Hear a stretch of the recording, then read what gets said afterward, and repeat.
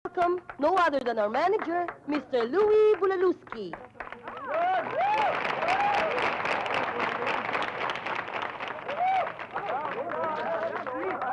Magandang gabi mga kaibigan. Katabi ko ngayon ang star ng club na ito na si Bessie. Ang unang tawad, 350. 400.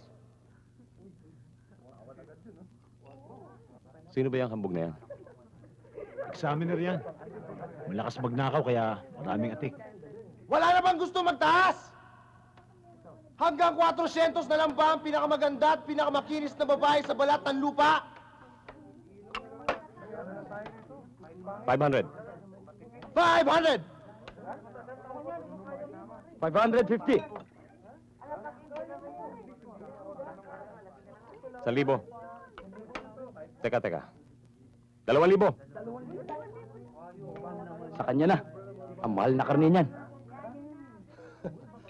Para kay Mr. Pita Bendaño, ang marilag na si Bessie. Congratulations! Okay ba, Mr. Bendaño? Ayos. O, Bessie, bahala ka na kay boss, ha? Naligayahin mo siya. Wala pare. Maluwag na abusing yan eh. Baka running flat pa.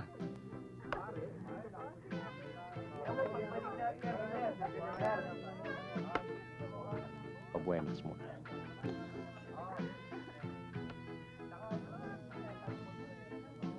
Sandali.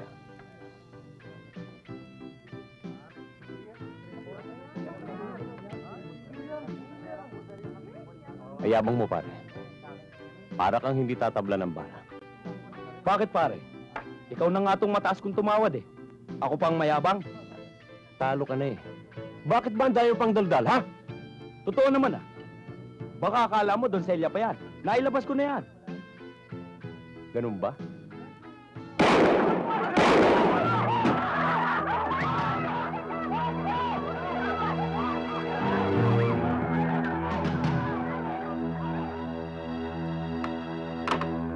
Albert, tawagan mo si Atty. Castro. Sabihin mo magkita kami sa headquarters.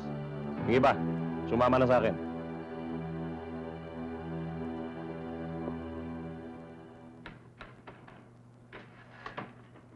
O, paano? Alis na kami. Nare na rin lamang ang release papers na nanggaling kay Piskal. Oo. Andito na. Walang yan. Ang lakas ng kliyente mo, Torny. Hindi pa tapos kunan ng statement. May release papers na. So, anong pakialam mo? Pasalamat kayo. At hindi ako ang naging investigador. O ngayon, kaya ano kung ikaw ang investigador? Ngungudngud ko yung mukha mo sa inodor. Nang mabuwasan yung kabugan mo. Bakit hindi mo subukan? Hayaan mo. May araw na babaksak ka rin sa kamay ko. Nakakailan ka na ba? May 2 pending case ka pa sa Osgado, ha? Punyeta, ano bakit pinagpuputok ng butsi mo? At nakikialam ka sa hindi mo asunto? Lahat ng tao maaaring makialam. Lalo't kapag nakaamoy na hindi naayon sa batas. Naku. At nag-lecture si Professor Platon. Hoy, kilala kita. Alam kong maraming takot sa'yo. Pero magpasalamat ka at hindi tayo nagkakainkwentro. Kung hindi, wala pang 3 minuto. Tanggal ka na sa trabaho. Kung gusto mo, ngayon na tayo magkasubukan eh. Tawagin mo na kung sinong Judas ang gusto mong tawagin. Boss, sabihin mo lang. At titilisin ko putong yan. Huwag na, Albert. Masyado kang malaki para sa kanya. Wala mo sa akin yan. Putang na! Puros kay Dandan! Ako na bahala dyan! Wag. Kawawa naman kayo. Relax ka lang.